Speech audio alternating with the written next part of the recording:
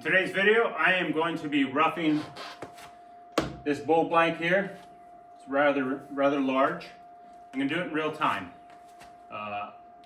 Any editing that I do, I will just be editing out random movements. So the actual turning will be done all in real time. It's 8 inches by 17 inches. So just the outside of the bowl here. This is actually the most challenging part because this bowl blank was actually just cut with a chainsaw, no bandsaw involved. At 8 inches and as big as it is, a little bit hard to handle with a bandsaw, so I roughed it completely with a chainsaw. I used 3 gouges on this, more than 3, but 3 styles of grinds.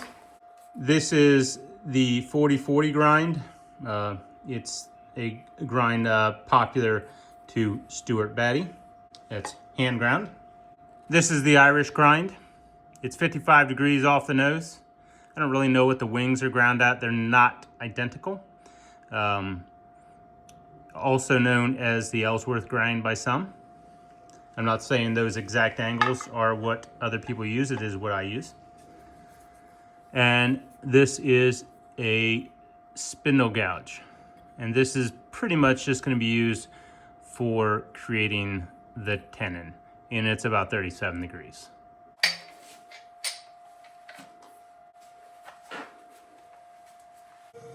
I'm holding my hand on the headstock of the lathe as I ramp up the RPMs so I can feel for vibration. I want the RPMs as high as they can go, but I don't want vibration.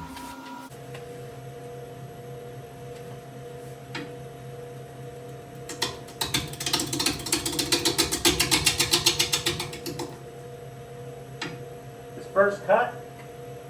first cut, I have the handle drawn toward me. So the nose of the gouge is leading forward, handle is dropped. The gouge is rolled to about, I would say, 10 o'clock position if using the clock. Pretty much guiding with my right hand. This part of the bowl is the most out of round. So starting here will balance this piece of wood the fastest. So that's where I start.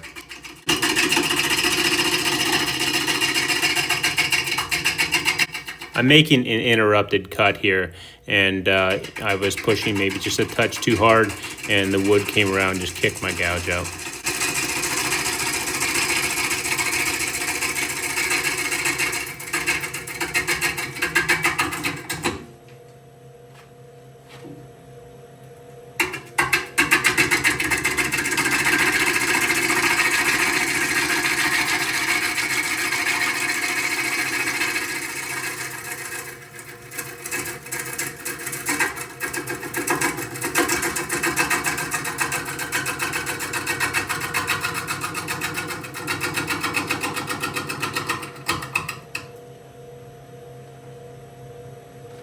I'm using this approach, and I'm going to give you another angle in just a minute here. I'm using this approach because I am completely out of the throw zone of the lathe.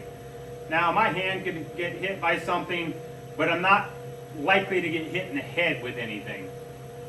So this is how I do the majority of the roughing on the outside of a bowl. It's safer, and this grind with this approach also requires the least amount of force of anything that I've used, as far as applying force to the tool rest so it doesn't bounce on you. Moving the tool rest while the lathe is running has risk. This is not recommended.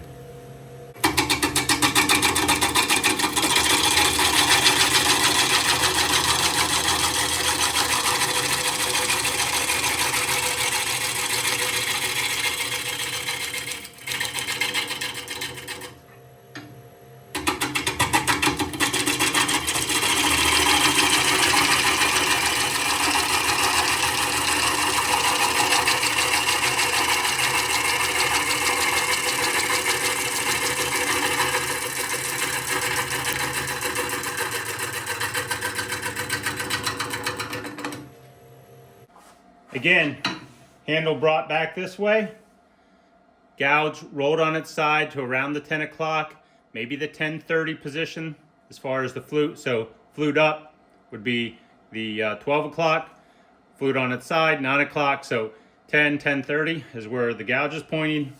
Handle drawn 45 degrees. So this would be, 90 degrees to the spindle, around 45 degrees, dropped around another 45.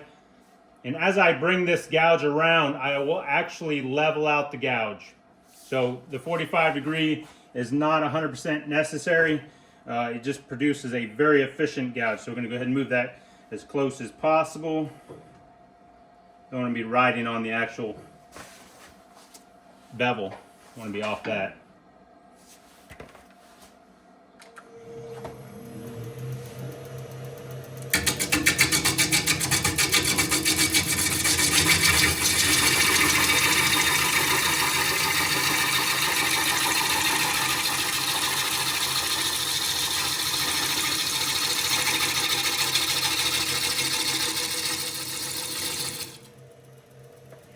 Now leveling out the gouge.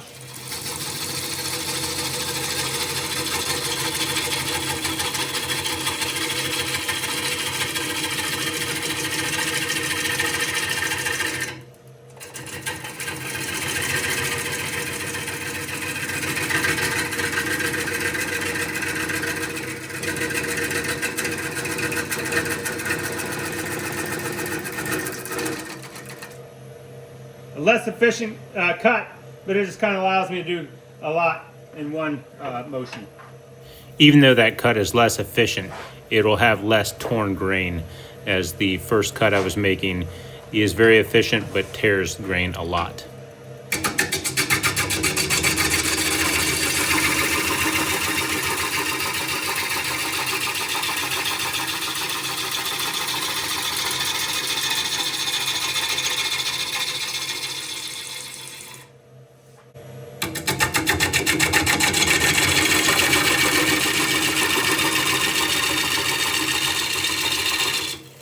Gouge still in that same posture.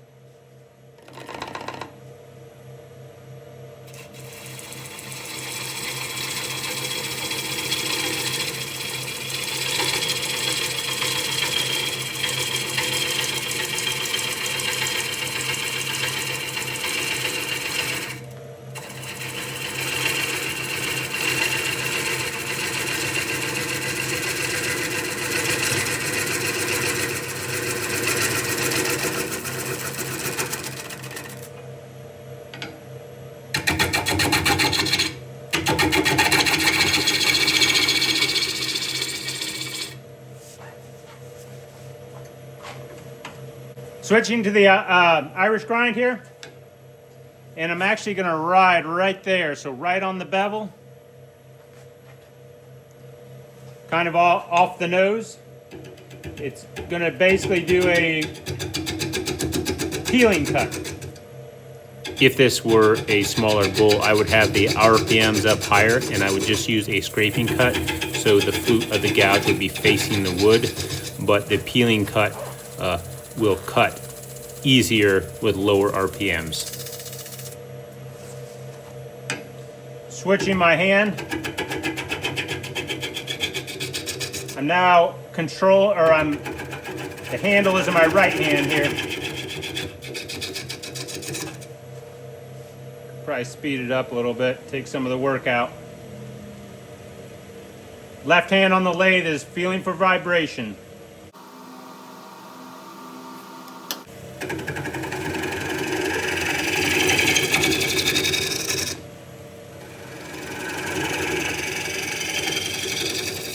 Again, just cutting right there. It's a peeling cut straight down off to the left side of the nose.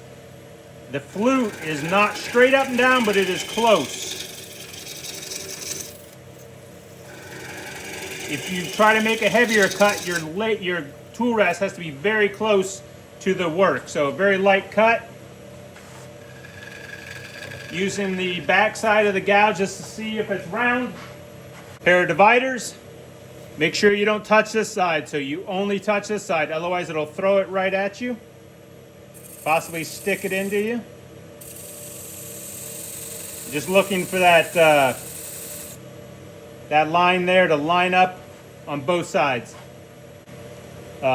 So I want to return this with the same jaws, so that's set with the jaws all the way down. So I'm going to be about 1/4 inch, 5/16 to the outside of that. This is again a peeling cut. So this whole bevel just off the nose is riding against the face of the wood. Handle is fairly level. So I don't forget, I'm going to go ahead and do this now. This is just creating a dovetail for my jaws. I believe dovetail jaws are the best option. In a later video, I will explain that. Going straight in, meet in the middle. Create the dovetail.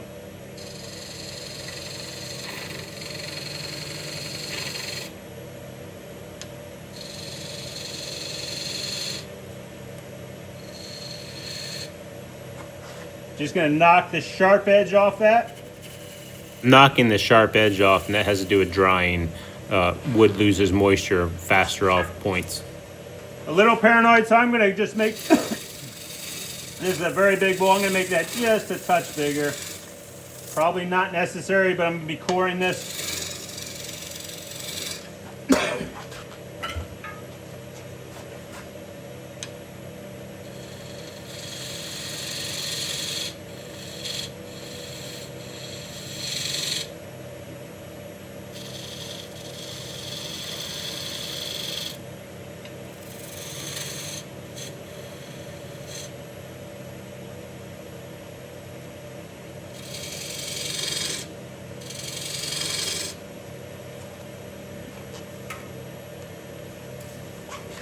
Back to the 40/40 grind. Closer to the foot of the bowl you are, the handle must be swung closer to the tailstock of the lathe, and then as you work your way around, it can be moved further away.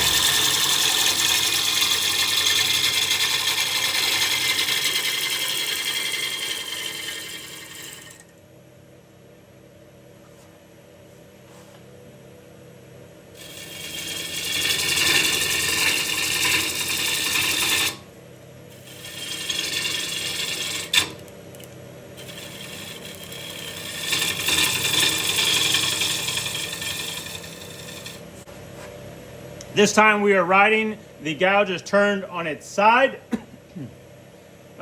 around the 930 position.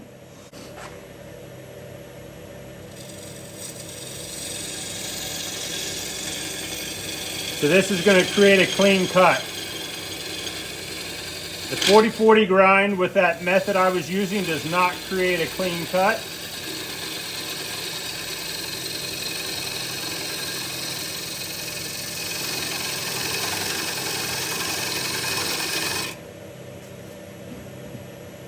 This is a push cut. The right hand does all the control, and the left hand is for weight.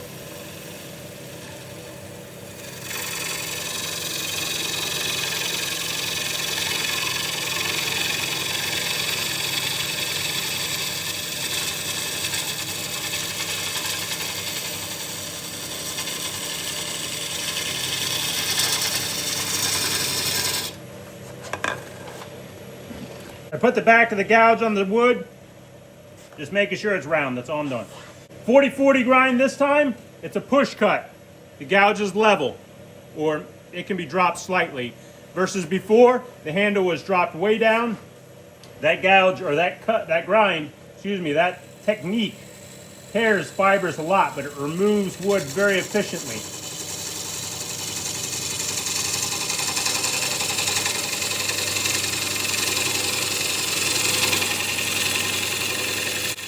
The 40-degree angle on the end of this gouge will give you a very clean cut, and it's especially crucial out here where you have end fibers where it's prone to tearing out.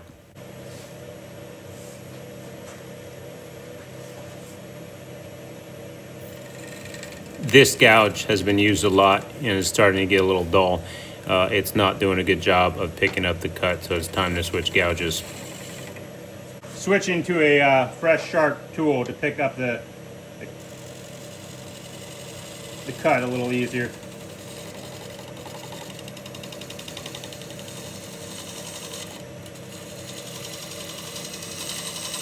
Again, it's a 40-40 grind. The first gouge I was using is a 3/4 inch gouge. This one's a 5/8. With this finished cut, the size doesn't matter too much.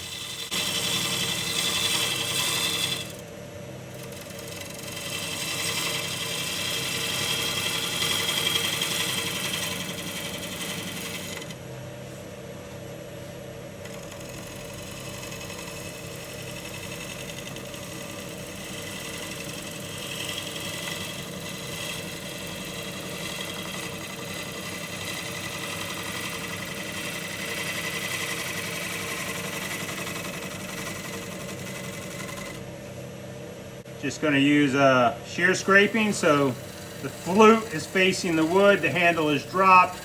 Just refine the edge a little bit here, or the shape. And remove a little more material right there. So I'm just going to switch to a shear cut. So I am now writing on the bevel. So one, the flute is facing the wood. The other one, the flute is basically facing me. And we're writing right there on the bevel. So these are the bevels. A cut cuts the fibers. The scrape scrapes them. It's not.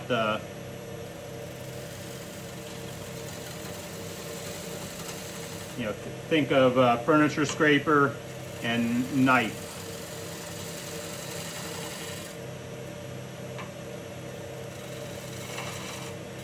Both of these cuts are used to refine the shape of the bowl.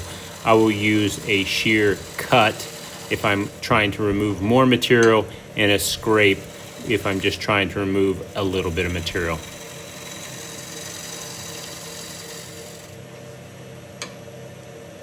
Your shape doesn't have to be perfect.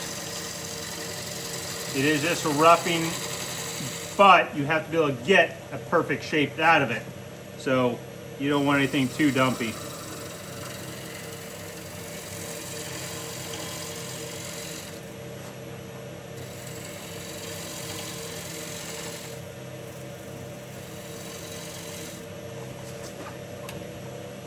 A lot of people are very haphazard. I'm not saying you got to do what I do. I just like to get my shape right when I'm roughing it, and it's actually easier to get an appealing shape when you finish turn. And it's not bad practice either.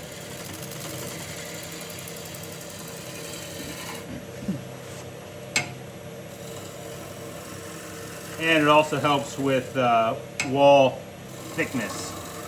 You know, because you want your wall thickness to be kind of even or very close to even. And if your shape is too irregular, you won't achieve that.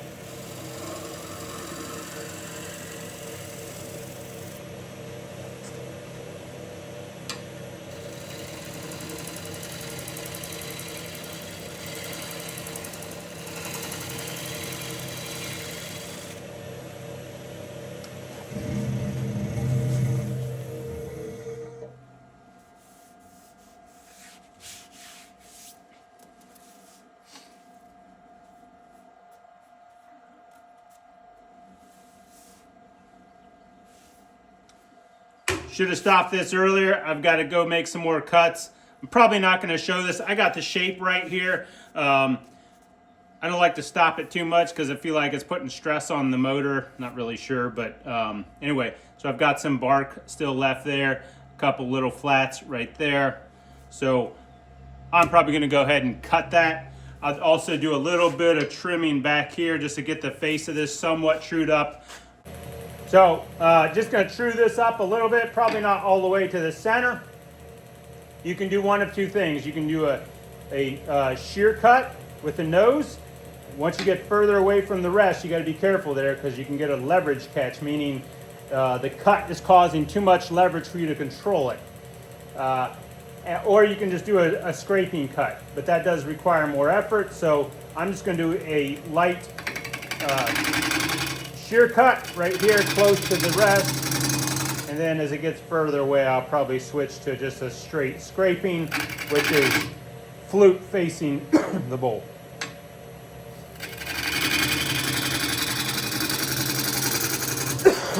This is again the Irish grind.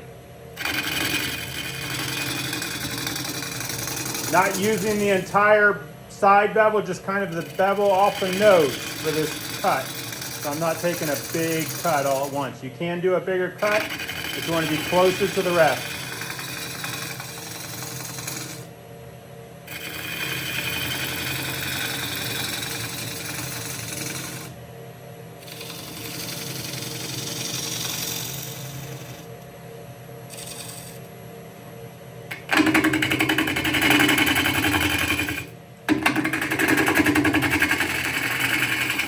Just a scraping cut here. So I don't know if the video caught that first bit, but that was a using a shear cut, meaning I'm riding on the bevel, it's riding on the wood, and again, not far off the rest, and I'm just kind of taking a nice light cut. Being that I don't have a cameraman, I can't exactly see if I'm in the way or not. And now I'm just using a scraping cut as I get further off the rest.